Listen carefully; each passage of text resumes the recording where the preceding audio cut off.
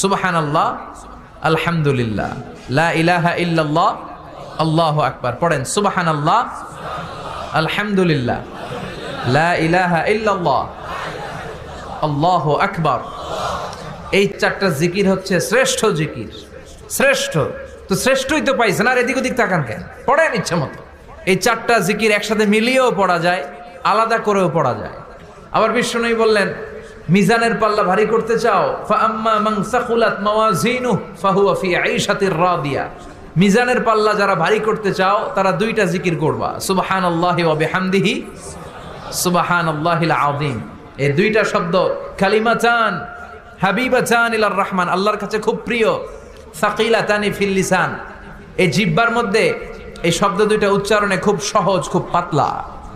সাকিলাতানি feel Mizan, কিন্তু এই শব্দ দুইটা মিজানের পাল্লায় রেখে দিলে অনেক ওজন হয়ে যাবে। সুবহানাল্লাহি বিহামদিহি, সুবহানাল্লাহিল আযীম। পড়তে রাজি আছেন তো?